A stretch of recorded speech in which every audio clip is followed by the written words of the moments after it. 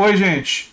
A desumanidade e estupidez de Eduardo Bolsonaro fica absolutamente evidente nesse episódio. A desumanidade a gente sempre soube, mas a estupidez talvez seja o elemento mais destacado, né, desse episódio. Porque Miriam Leitão, percebam, fez uma coluna no Globo dizendo o seguinte, e ela coloca na propaganda dela da coluna: qual é o erro da terceira via? É tratar Lula e Bolsonaro como iguais. Bolsonaro é inimigo confesso da democracia. Coluna de domingo.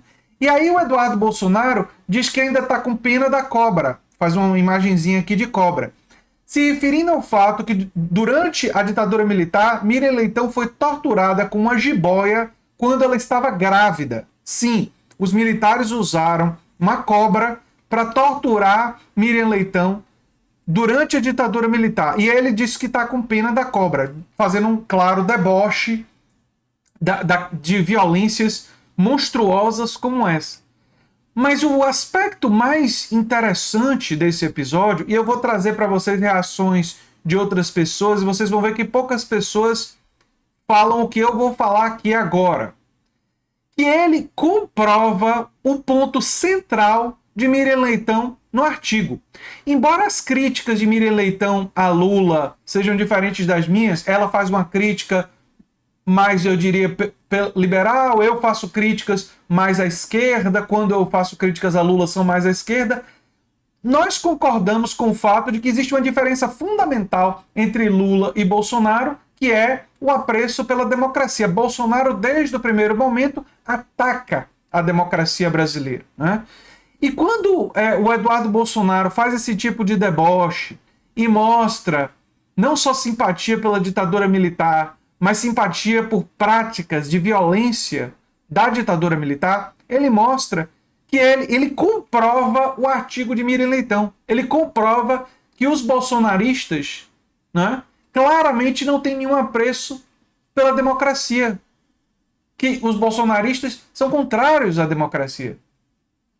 Então, é interessante perceber que ele não só demonstra a desumanidade dele, a monstruosidade dele, mas ele demonstra também esse aspecto.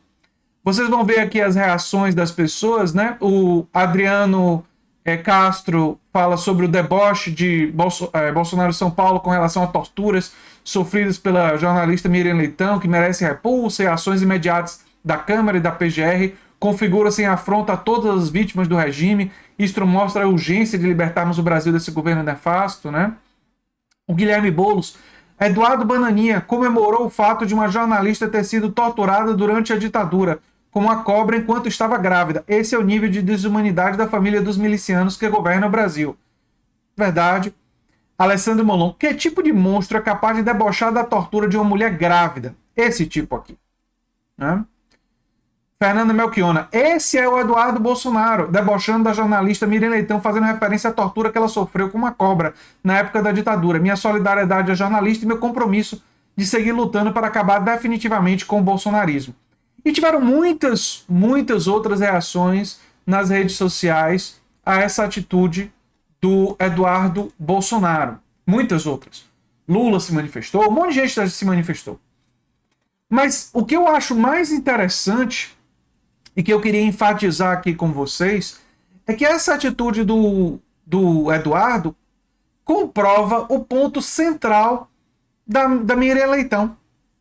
Né? Comprova o ponto central da Miriam Leitão. O bolsonarismo e os bolsonaristas, e aí é o pai, são os filhos e muitos de seus aliados, né? Eles claramente são contra a democracia. E o ponto dela é esse povo que se diz terceira via, quando trata Lula e Bolsonaro como iguais ou como equivalentes, não é? Erra fragorosamente, é um erro terrível. Lula e Bolsonaro são muito diferentes. Isso é óbvio para qualquer pessoa de esquerda, mas é ótimo que pessoas que não são de esquerda, como a Miriam Leitão, estejam dizendo isso. E eu acho ótimo que o Eduardo Bolsonaro, por um lado, esteja agindo dessa forma. Sabe por quê? E aí eu vou explicar. Porque ele mostra quem ele é, ele mostra sua falta de caráter, sua personalidade monstruosa, que a gente sempre soube que ele tinha, mas é bom que ele fique lembrando as pessoas, né? Para ninguém nunca esquecer, ninguém nunca se esquecer que ele é isso daqui, mas tem um outro lado. Mostra para pessoas na mídia, na imprensa, que eles não podem tratar Lula e Bolsonaro como iguais. Que você pode ter discordâncias e críticas a governos passados do Lula do ponto de vista programático, mas Bolsonaro claramente é uma pessoa antidemocrática. Ele é um negacionista do ponto de vista científico, que também é muito diferente de Lula.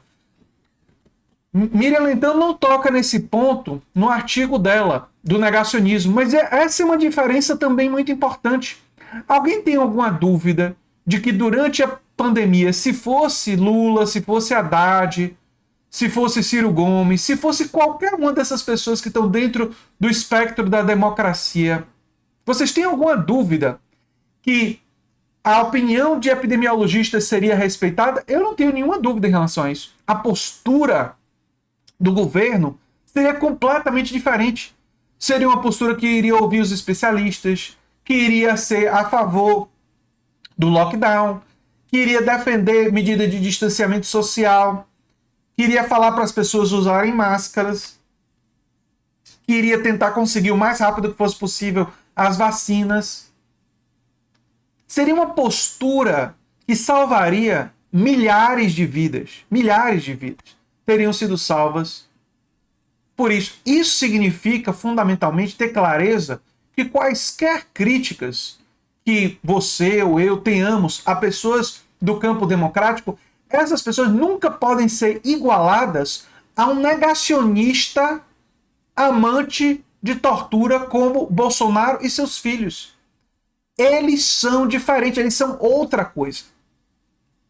E isso precisa ficar claro.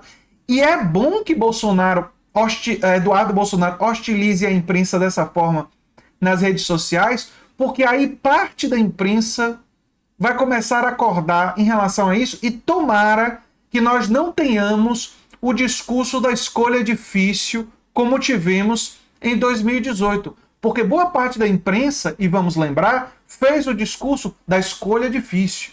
E não, Bolsonaro tem seus problemas, mas Lula também tem e tal. O Haddad também tem em 2018. No início era Lula, depois quando ele ficou, não pôde ser candidato, o discurso difícil pulou para Haddad, né? Quando não era uma escolha difícil, era uma escolha extremamente fácil. Por isso que eu aqui no canal fiz campanha aberta para Haddad.